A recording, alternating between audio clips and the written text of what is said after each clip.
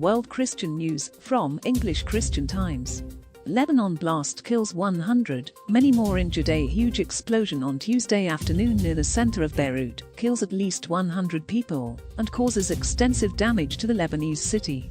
According to reports, the explosion was caused by tons of ammonium nitrate stored in a warehouse in the port on the Mediterranean coast. The chemical is used in fertilizers and bombs and had been sitting in storage for years without safety measures. The blast was so loud that it was clearly heard across the Mediterranean on the island of Cyprus, some 200 kilometers away. Catholic social teaching is fundamental to tackling world issues, Pope Francis says.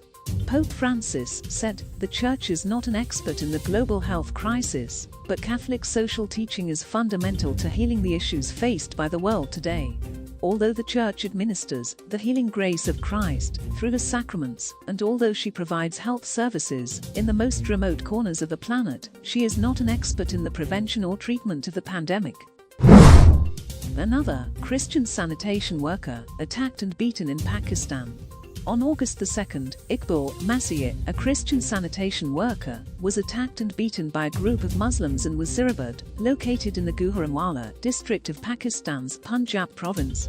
According to Masih, he was attacked because he simply pushed his garbage trolley past the Muslims while they were celebrating their festival. Masih was performing his normal sanitation duties, collecting garbage and the remains of animals being slaughtered for their festival. Catholic Home for Trafficked Girls is to be open. A Catholic charity that has prepared to open a home for underage victims of human trafficking has reached a resolution with California authorities after it was allegedly pressured to affirm LGBT sexuality to inject sex hormones into any beneficiaries who identify as transgender and to agree to drive minors to abortion clinics.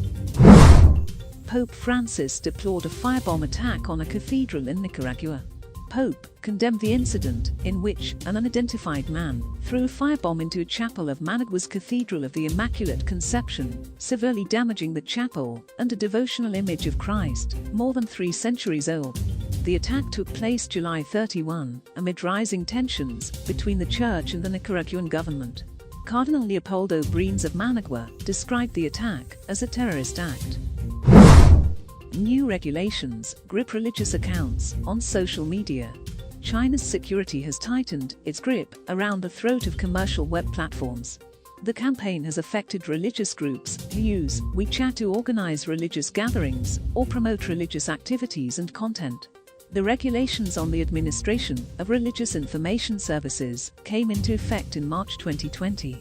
The administration has asked Catholic priests and Protestant pastors to take down religious content that violated the regulations. Live streaming services are closely monitored by Chinese security agencies.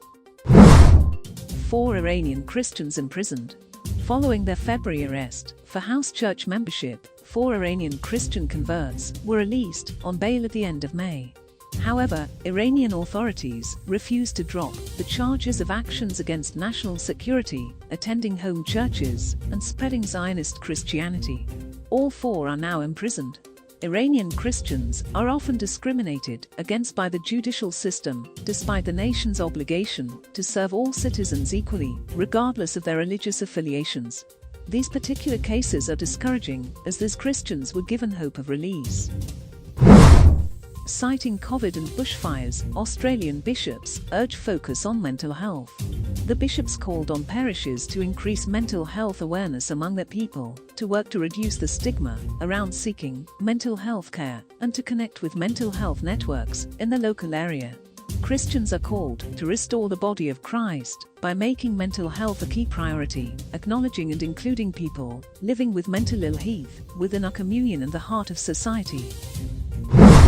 Pope Francis prays for victims of tragic Beirut explosion as death toll climbs. Pope Francis has asked for prayers for Lebanon and for the victims of yesterday's Beirut explosions, which have killed over 100 people and caused serious destruction to the city. Pope asked to pray for the victims, for their families, and pray for Lebanon, so that, through the dedication of all its social, political, and religious elements, it might face this extremely tragic and painful moment, and, with the help of the international community, overcome the grave crisis they are experiencing, Pope communicated through the live stream from the Vatican. Catholic University of America offers coronavirus tuition adjustments. As the coronavirus pandemic limits class schedules and sizes, the Catholic University of America announced its plan to return to some students a portion of their tuition for the upcoming semester.